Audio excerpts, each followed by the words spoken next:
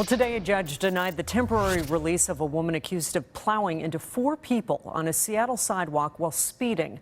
2 of them died, and tonight one of the survivors is sharing his story publicly for the first time. KIRO 7's Michael Spears is live on Aurora Avenue where that crash happened. Michael?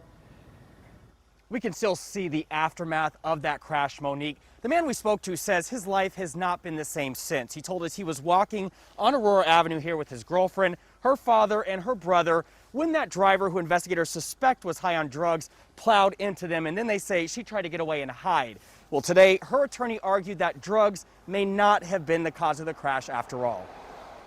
I remember the engine landed next to me. I could feel how hot it was. The force of the crash sent him flying. The first thing I did was just get to my feet. I figured I had to.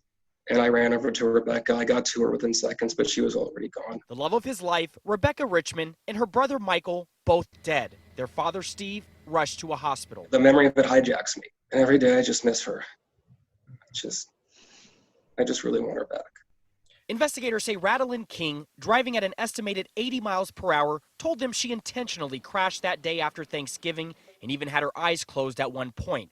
Police suspected she was on drugs. I think it's more suggestive of some type of mental health breakdown. At a court hearing Thursday to decide on King's temporary release to attend a celebration of life for her grandfather, her attorney said he had her drug test results. It does not seem to be that the test results are consistent with the belief that this was caused by drug use. A judge still denied her release. It was a sense of relief. Andrew said they haven't even had a ceremony yet for Rebecca and Michael, with their father Steve still on the mend. I think Steve's motivation is to carry on their legacy and to do something good in the world to remember them, because that's how they'd want to be remembered. And that's my motivation going forward too.